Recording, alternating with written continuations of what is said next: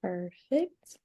Okay. Welcome to Black Maternal Health Week. This week, we are centering the full spectrum of Black birthing experiences. These issues are often deeply personal and unspoken journeys of navigating grief as birthing people. So, this conversation will explore what it means to process that grief and imagine more just and loving systems of care for Black communities.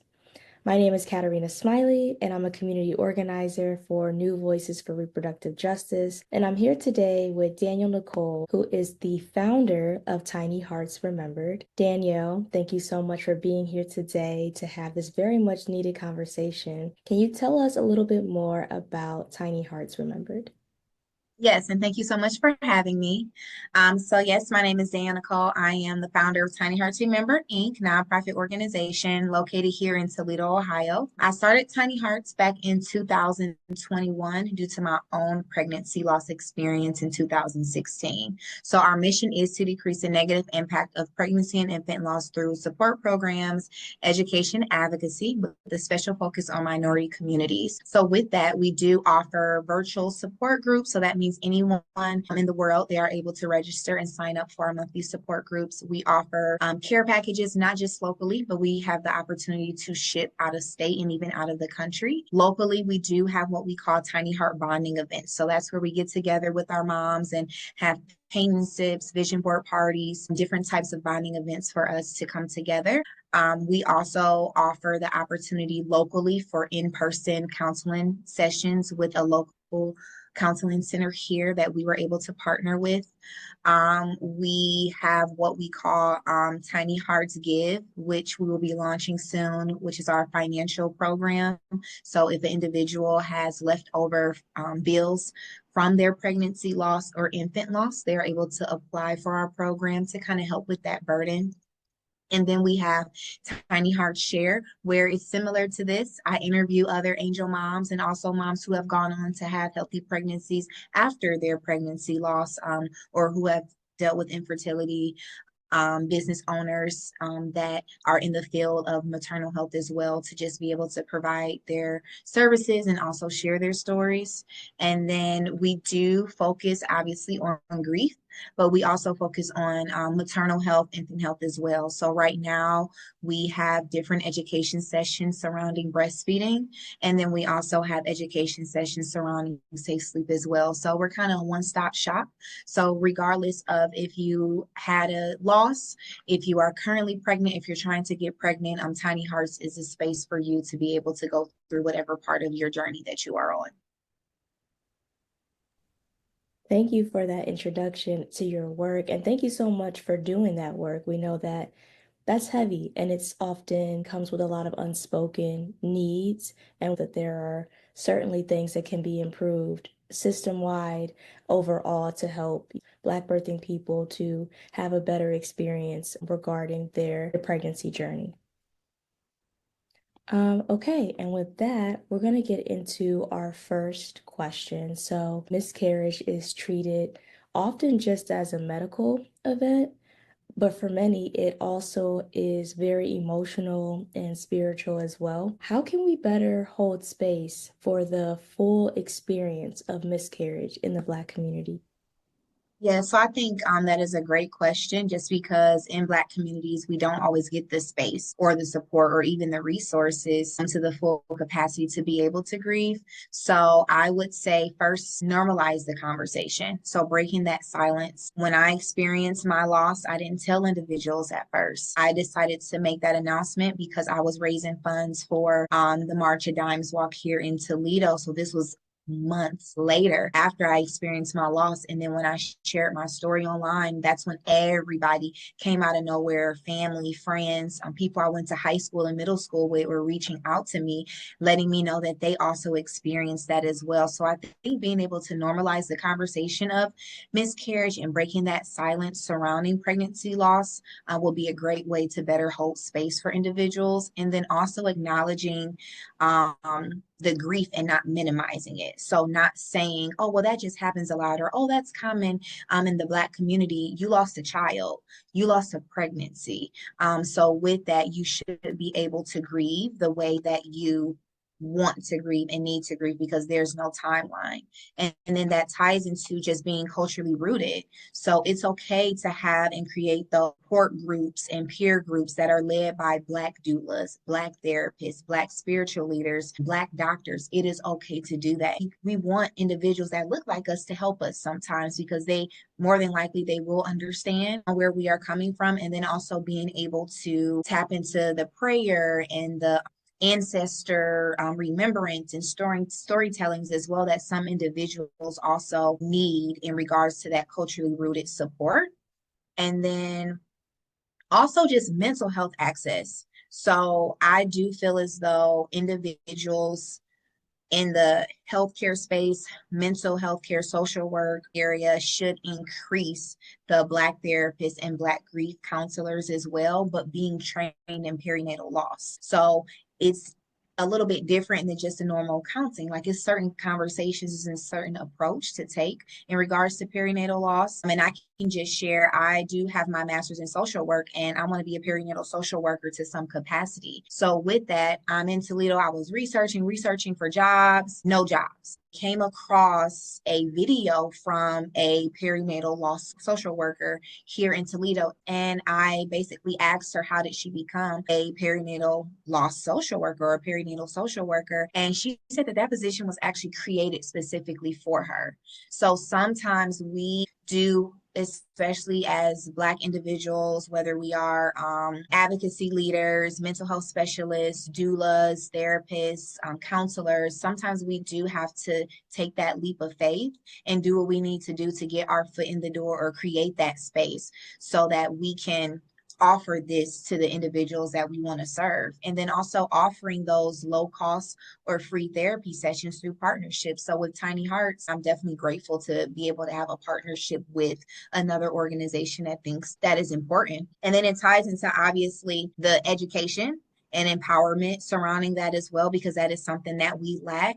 So that is teaching individuals in our families and just in society as well what to say, what not to say, because a lot of people are ignorant to miscarriage and pregnancy loss. We need to make sure as the advocacy leaders that we are pushing out that information so that we can provide that education to the individuals, because you're not going to tell someone that lost their mom, oh, you could just go get another mom, or hey, you could share my mom. Like, no, that's their mom. This is my pregnancy. I wanted that baby. Even, most of us want to go on to have another baby, so our rainbow baby, but that's not going to take away the baby that I lost. I'm still going to want to remember that baby as well. So I think being able to use platforms like this, use organizations and community gatherings to not only educate individuals, but kind of give them the do's and the don'ts in regards to coming in contact with someone dealing with pregnancy loss. Sometimes with pregnancy loss, individuals do go on to have healthy babies, and sometimes they don't. And then same thing with infant loss as well. And then I will say just lastly with this question to kind of wrap it up is just honoring. We grieve celebrities. I cried when Michael Jackson died, so it's just like different things. It's okay to grieve that, but it's not okay for us to grieve our babies that we actually formed and created in our bodies. So being able to have the candle lights and balloon releases and just kind of tailor it to Black cultural expressions of just grief and overall resilience. Thank you so much for sharing. That was a wealth of insight in and of itself. I really appreciate the piece that you spoke on pertaining to the emotional care that comes with taking the initiative to educate people how they can better show up for those loved ones in their life who are experiencing such grief. You spoke about this just a little bit, but I would like to take it a step further. What do you wish more people understood about that emotional aftermath of miscarriage, especially maybe when it may happen more than once or we're left without a clear answer as to why this is happening? Yeah, so with that, I definitely think understanding that it's not just a miscarriage. So it's more of in addition to the physical, so it's actually happening to our bodies, but it's the loss of dreams, it's the loss of hopes, it's the loss of being able to identify as a parent. So, for example, my angel baby will be 8 on May 31st. So realizing that, oh my gosh, I will have an 8-year-old running around here driving me insane, and I don't, that's very heartbreaking. So I think when it comes to the miscarriage, it's just more of the, oh, this just happened to your body. Like, no, we do have that emotional aftermath because we deal with those what ifs, we deal with those milestones, we deal with not being able to see our baby walk, not being, I didn't get a chance to hear my baby's heartbeat. So the appointments that I was supposed to go to the night before I went into the emergency room. So I was supposed to, I'm excited, like, okay, in the morning, I'm going to go hear the heartbeat. And unfortunately, I ended up in the emergency room and being told that I was losing my baby. So I will never, even though I'm a doula and I've heard heartbeats, and sometimes I feel like I hear my own heartbeat, but it's like I was not able to hear my baby's heartbeat. And that's something that's always going to impact me emotionally. So understanding that it's not just a miscarriage, we're grieving a person. We're grieving a future. We're grieving what you wanted your gender reveal thing to be, what you wanted your baby shower to be, your baby's first birthday, and then also the bonds. It doesn't matter if you were 2 weeks when you lost or if you were 6, 7 months, you still were able to create a bond with that baby as soon as that pregnancy test said positive. And I think that goes into that silence suffocation that also happens because miscarriage is already taboo. So nobody wants to talk about it. Nobody wants to make anyone feel uncomfortable. Being on the miscarriage survivor side, no one wants the, oh, I'm so sorry, and kind of feeling bad for us. We just don't want that. And then sometimes friends and family and coworkers don't even know what to say. They think saying, well, at least it happened early, or at least you didn't have to give birth to your baby. And it's like, no, you probably shouldn't say that either. So it's just one of those things that comes along with just that emotional aspect. And then thinking about ourselves, like we have that self-doubt, shame, fear. We are questioning our own bodies, our womanhood, and even our worth. So I know for me, when I did experience a pregnancy loss, I did go through an episode. I wasn't able to sleep, or I was, but every time I went to sleep, I kept having that reoccurring dream because I did decide to miscarry at home. So I kept having that dream over and over and over again. And I was taking NyQuil to sleep. I was blaming myself. I felt like the one thing that society says I'm meant to do on this earth, I cannot do. Am I even worthy of being here? So I think those are a lot of emotional aspects that individuals do not talk about, or they don't have anyone to kind of work through with them to talk about. And then I would say um, maybe not having answers. So sometimes there's no explanation as to why you had a miscarriage. So with my miscarriage, I had a blighted ovum miscarriage. Nobody knows what that is. A lot of people don't know. I didn't know. I learned about that years after I had my miscarriage, going through my chart and trying to figure out what happened. And it did provide a little bit of closure, but not as much as I wanted, because with the blighted ovum pregnancy loss, it's more of all the chromosomes came together, but then at some point baby just stopped growing. So something happened. So with that, it's one of those situations where it's like, okay, well, what happened? Was my blood work not where it should have been? Or did I eat something? Was I stressing too much? Was I lifting something and I probably shouldn't have been? So it's all of those questions. And then you carry that guilt, you carry that confusion, you carry that frustration, sorry, wondering, what did I do wrong? Why couldn't I save my baby? And then for me, I had to go back to work, and I was working at a nursery. So now I'm at work like I couldn't even save my baby, but other individuals are trusting me to take care of their baby every single day. So it's just hard to kind of move on because the world is moving on. And what we teach our moms with tiny hearts is just because you move on, it doesn't mean you're forgetting. So with that, what we want to do is we want you to find healthy ways to heal. So that's kind of where we tie into like our support groups and those type of things as well. And then that validation is everything, regardless, whether it's pregnancy loss or just life in general. So having that permission to grieve, having that permission to be angry, having that permission to cry, and having that permission, unfortunately, to fall apart. There were times during my journey of pregnancy loss where I couldn't get out of bed. I wasn't bathing. I wasn't brushing my teeth. I was literally sitting in my grief. So it's like we do have to allow individuals to grieve how they want to grieve, but be that support for them and let them know like this matters. Your pregnancy loss matter, your infant loss matter, your pain is real versus just pushing it to the side because it is that emotional toll that unfortunately as an angel mom we're always going to have that hole in our heart from losing our pregnancies and our babies, and even those that deal with infertility and abortion as well. It's just one of those things that unfortunately we can't change. Once it happens, it happens.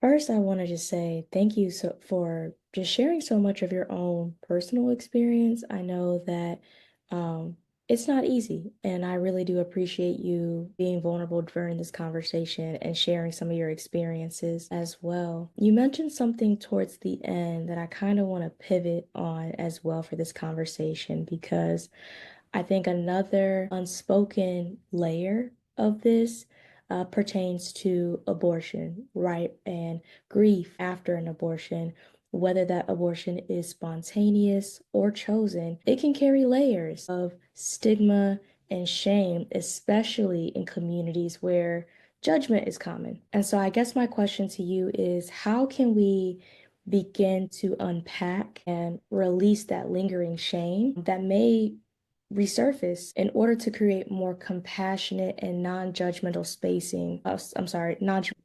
Yes, that's actually a great question. With that, and it may seem simple, but it's not telling the whole truth. So, understanding that the abortion and miscarriage is not just a medical event, it's that emotional experience and aspect as well, because you do hold on to that grief, you do hold on to that guilt, but then also you may have that relief, you may have that peace, then you may have anger, all of the above. And being able to kind of bring it together to normalize your emotions. So, with that, you want to first acknowledge what happened. And then just kind of reframing the narrative.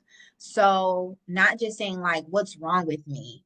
It's more of, what do you need to heal?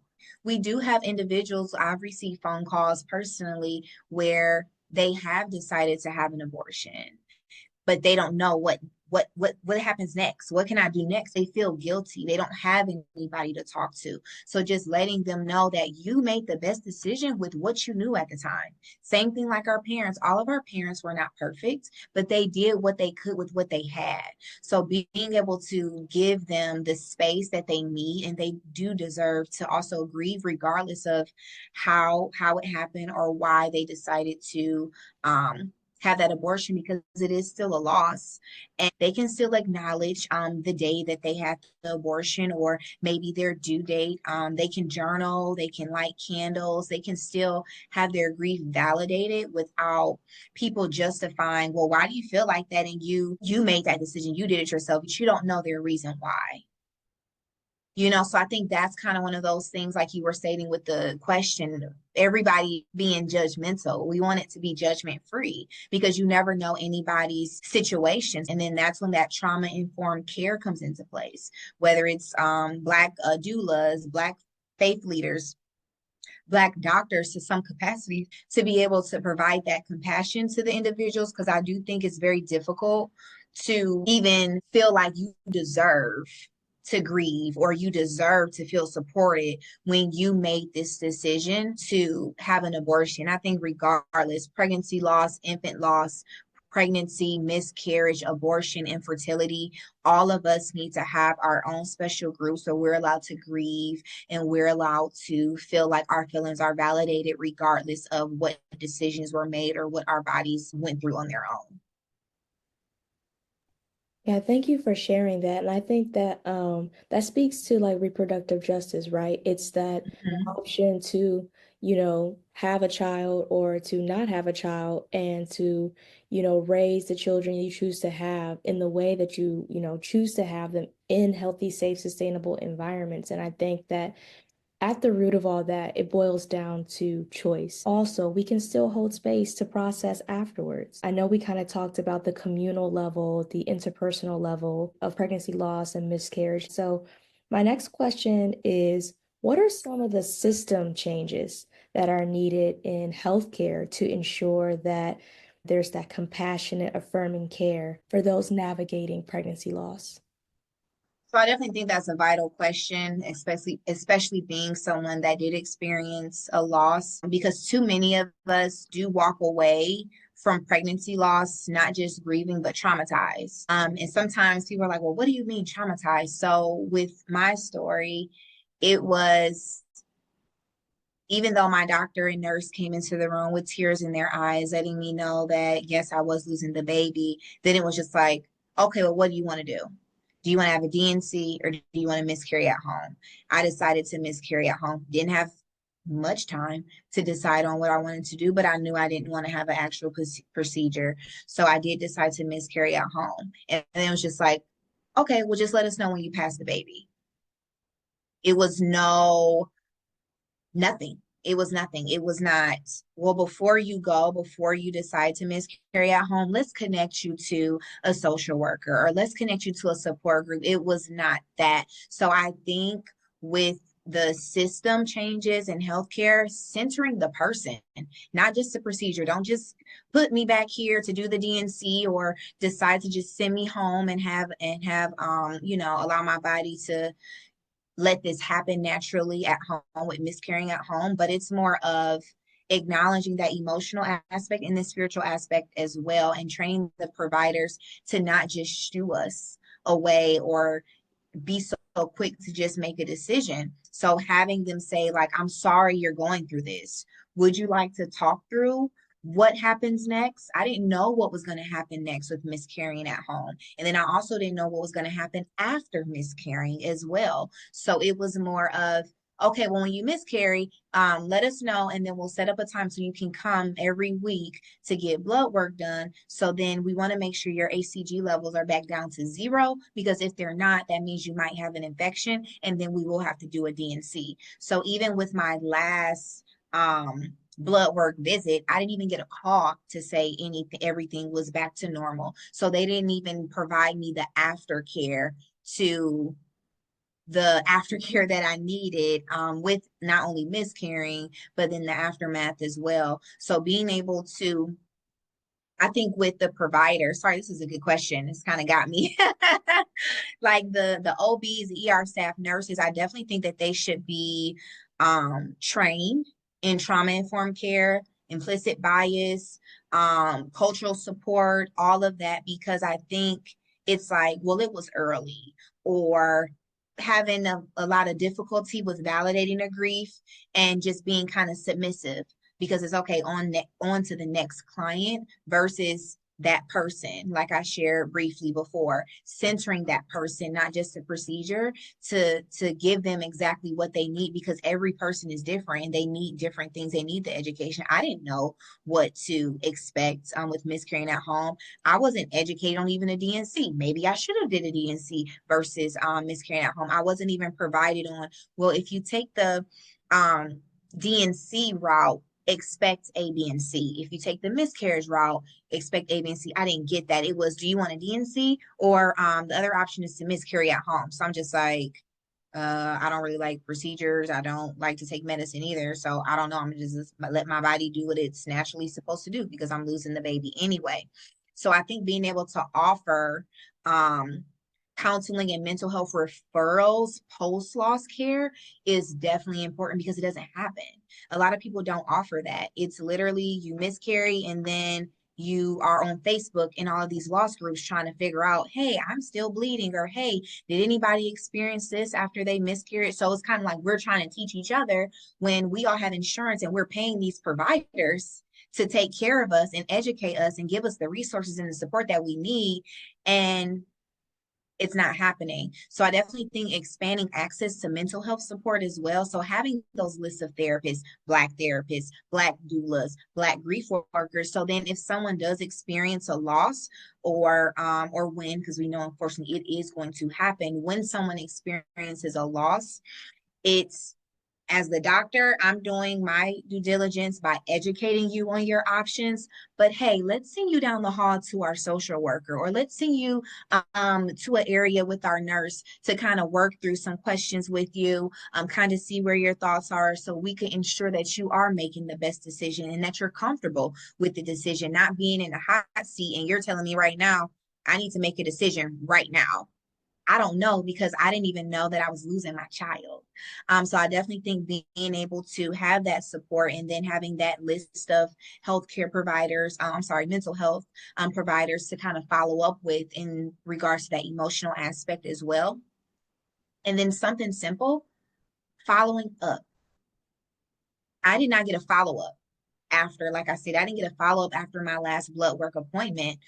So I didn't know that my body still thought that it was pregnant. So I was still having, not only when I was losing the baby, my body thought I was pregnant, but it was even after my body. So it's like my body was trying to play catch up, and I didn't know anything. So that's kind, and that happened in 2016. So I was literally no education. It was my first pregnancy. I was what, 23, 24, not knowing anything about anything, thinking that everything that happened was just supposed to happen.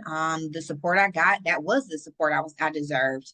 And then it took years later and being educated and becoming a doula and starting Tiny Hearts and doing everything that I'm doing now to realize that I was not treated fairly or I was not given the proper care. So even a simple check-in, a simple follow-up appointment, how are you doing, or how are you feeling? And yes, I know that your ACG levels are back to zero, but what other symptoms is your body going through? And I will share this as well. So at the beginning of the year, I actually had a concussion, fell on the back of my head. So thankfully, I had an amazing primary care provider, and I was meeting with him on a weekly basis. He was always checking in. And then when I started to feel better, he had a follow-up meeting with me, appointment with me to make sure, like, okay, are you sure you're okay? Do you need anything? And even till this day, and this happened in January, so I was down for about a month or so. Him or his nurse is still calling in to check in. So I just really appreciate that. And it's just like, but we don't get that same support when we are losing children or when we're losing our babies. And it's just very difficult because they just, the care doesn't end at discharge. The care doesn't end when the doctor leaves and we get our my chart results and statement and then we walk out that door. Sometimes that support is needed days later, weeks later. Like people say, when individuals pass, everybody's checking in when they first hear that someone passed away. But then what about later on? What about 2 weeks later, 3 weeks later, 4 months later, to kind of check in with that person? And I think collaboration is important. So recognizing that, especially with like the Black families, they're often left out or expected to be strong, or we're expected to take the pain versus providing us all the resources that we need. So allowing and giving us that space to grieve, educating us the same way you would educate someone that looks like you. I need you to think that I look like you as well, or respect that I look the way that I look, and give me that same education. Give me those same options.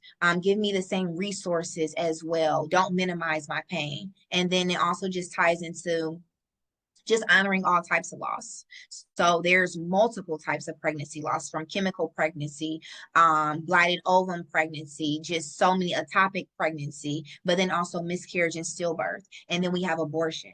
And then we have termination for medical reasons as well, and infertility. So all of these deserve the dignity and the care that they need to provide that individual, to give them the support that they need to move on in a healthy way. Or let me scratch that. I'm sorry, not move on, but to move forward in a healthy way and grieve the way that they need to at their own pace.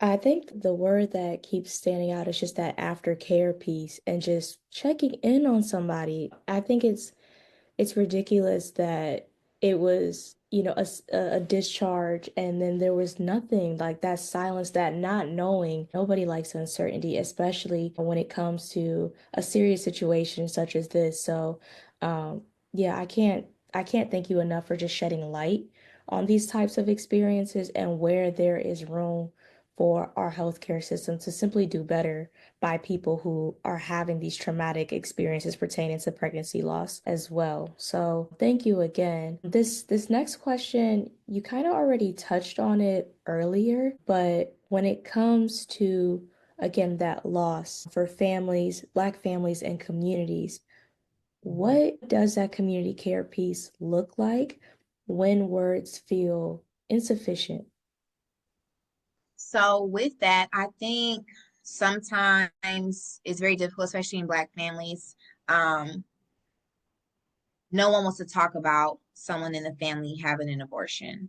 Someone doesn't want to talk about someone losing a baby. Even me, like growing up, it was always don't get pregnant. Like it was never like, well, if you do get pregnant, this, is an option, and this can possibly happen. It didn't take until when I was in college, one of my closest friends, she had a stillbirth, and that's kind of like what triggered like, oh my gosh, I didn't know with that. So I definitely think when something like this happens and how Black families can navigate the loss is just being that person to just come and sit with them, even if it's in silence, or come and watch their favorite TV show with them. Show up with food, run errands, ask them if they need anything, just kind of hold space for them.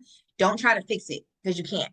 So just being there and just letting your presence be the comfort for them, because sometimes they don't know what to say. And if they do have something to say, it's going to be said in tears, in frustration and anger. So as a family or whatever your support looks like, be able to show up for them when they can't show up for themselves. I've been on both sides. So I've been on the side where I did lose a pregnancy, but then I've also been on the side where someone close to me has also lost a pregnancy as well. So being able to be that support for them, but then also allowing people to support you. Because what we want to do is we want to isolate ourselves. We don't want to be around anybody. We want to shut everybody out, but that's not healthy. My baby's due date was 5/31/17. Some of my closest friends, they will come with me to do a balloon release. They'll come. Normally, I take that day off and just do whatever my mind wants me to do. So I'll do that. But then I'll also acknowledge the day that I miscarried at home, which was November 3rd, 2016. So those that are close to me, they also um they'll check in on me on that day if they know, or they will kind of support me in that aspect as well. So with this question, I think it's a twofold, because you should want to support that family member that's going through the loss, but as the person that's going through the loss, you should be open to receiving that help and support as well, because it is difficult.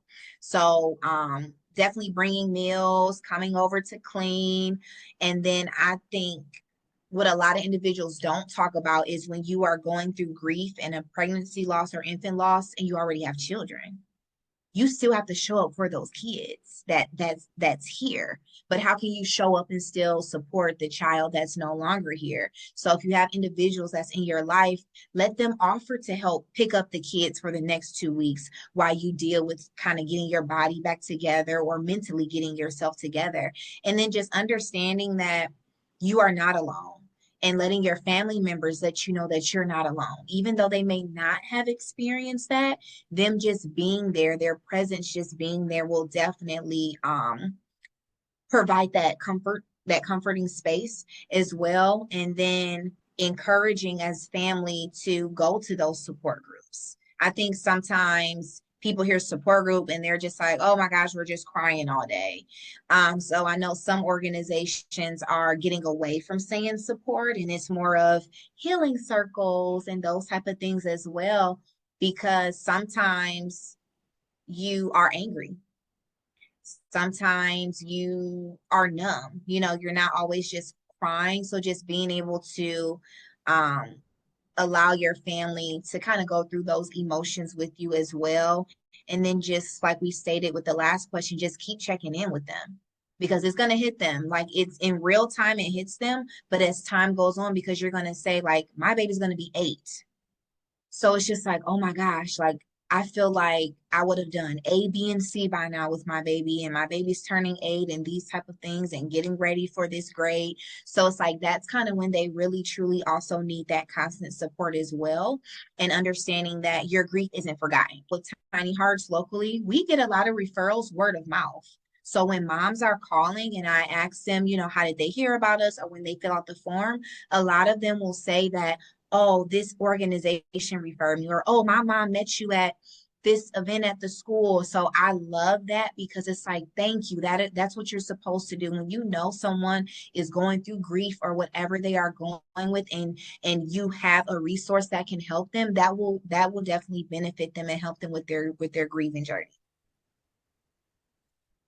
You named some excellent sort of ways to honor the memory of someone who has lost a pregnancy. So, can you kind of, one, recap some of those practices, and two, share a little bit about how those practices can be further uplifted within the broader Black maternal health work? Yeah, so with that, I always love this. It's because I've been an angel mom for 8 years, so I think I have a little bit of experience with this. So I know just naming the baby. That's a good place to start.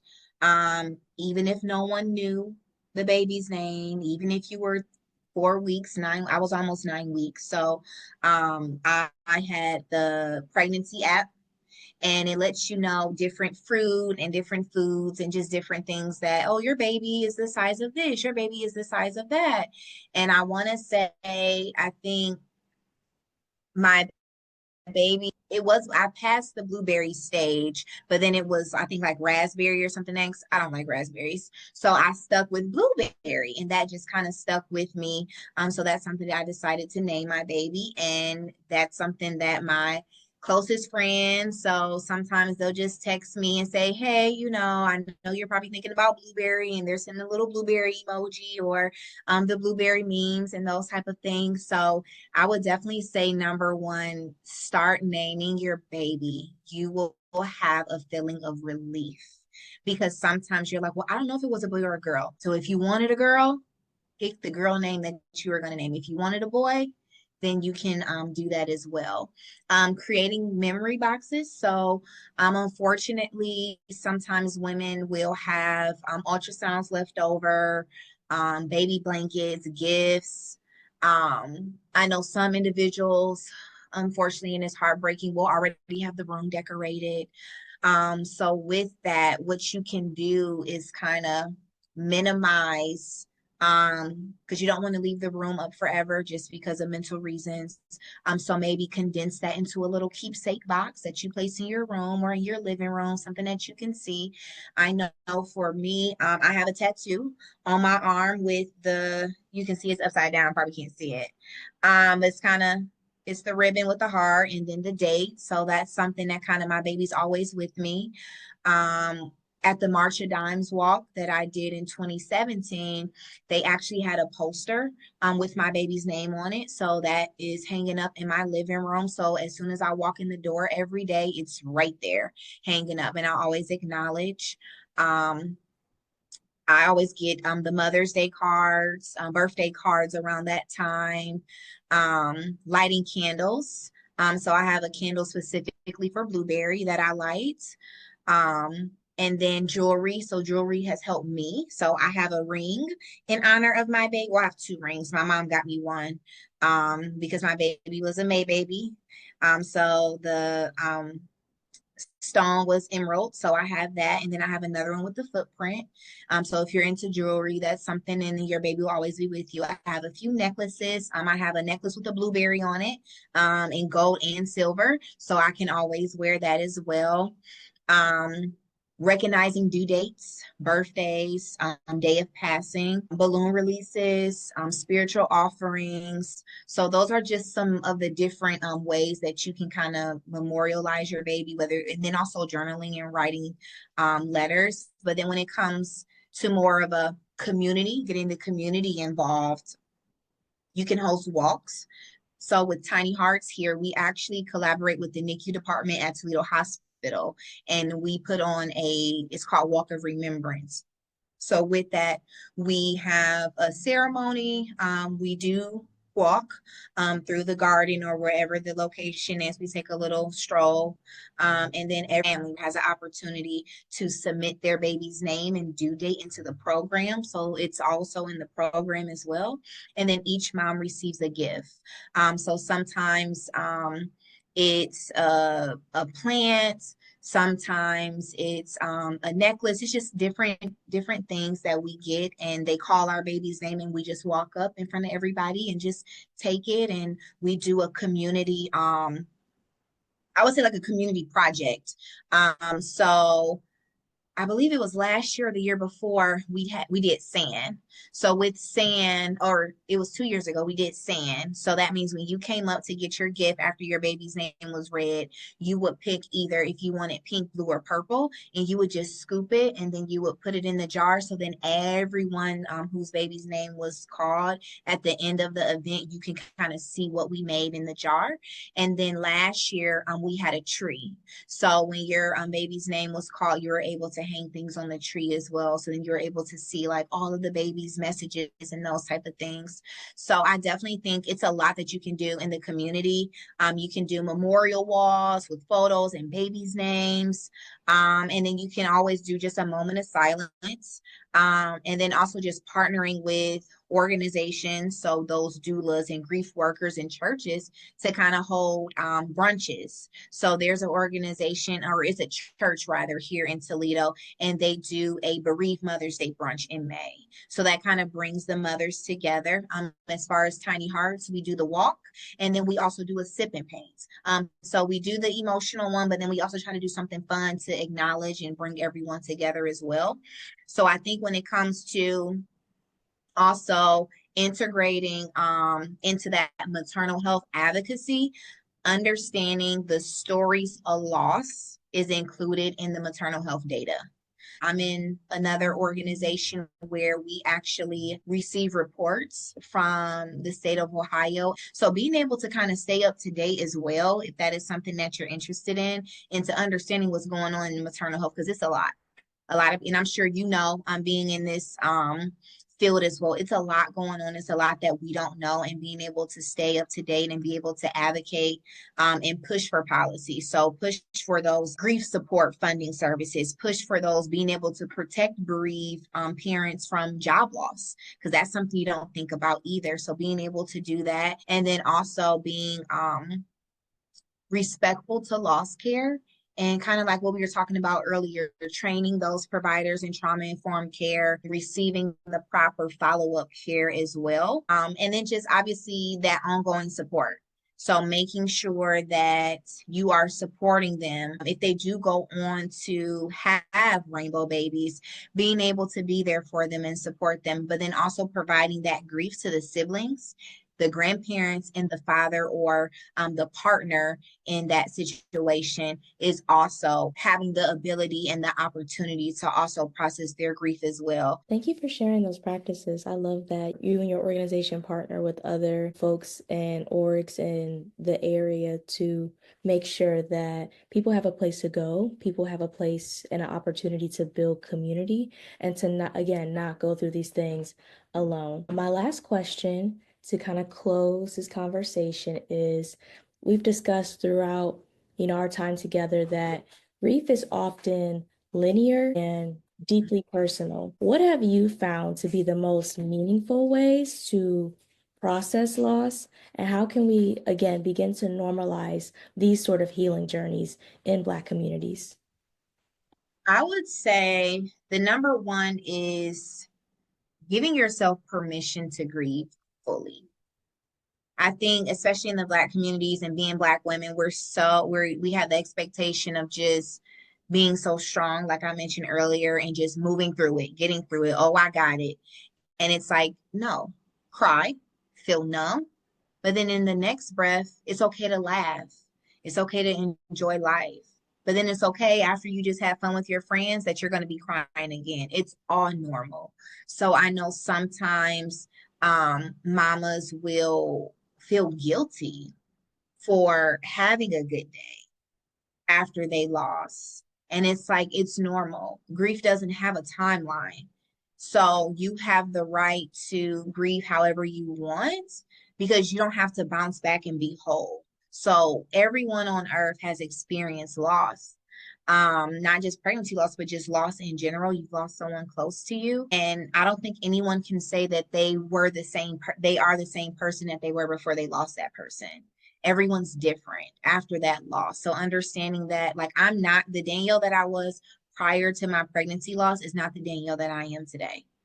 I'm completely different when it comes to emotions. I'm completely different when it comes to how I look at the healthcare systems. I'm completely different when it comes to just trauma and what healing should look like. So I think once you give yourself that permission to grieve fully and understanding that it's normal, you'll be able to kind of normalize everything else and understanding that there's no right way to grieve.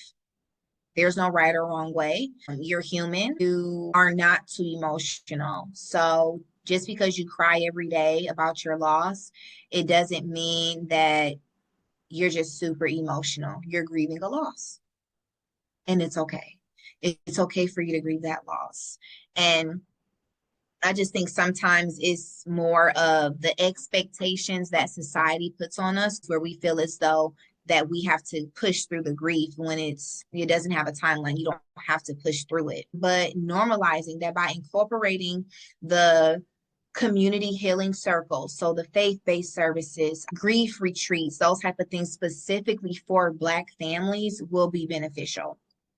And then not isolating. So I can talk about that because I did. I outside of going to work, I didn't want to be bothered. I didn't want to be around anybody. Um, I did not want to feel like I was being a burden to someone else. We need to normalize creating that safe space. So when someone says me too, I experienced that too. We get that relief. Like, okay, you know exactly what I'm going through. You know what it looks like to lose a child or lose a pregnancy. You know what it's like on those hard days. You know what it feels like. You know the what ifs. You know all of the emotions that I'm going through. And that really helps us. So being able to have that community and not isolate. And then just learning about grief and just how to make peace with it. We don't just brush it under a rug at Tiny Hearts. We move forward. And with moving forward, we are finding healthy ways to heal together by ourselves, whatever your healing journey looks like for you to ensure that you are safe and ensure that you are not going into a dark hole because we all have been in that spot where we don't want to go to work. We don't want to be bothered. We're not eating. We're not drinking. We're not bathing. We're not doing the things that we need to do that we normally could do because the grief is so heavy. So being able to make peace with that and understanding that just because you are making peace with your loss, it doesn't mean that you're over it. It doesn't mean that your baby didn't matter.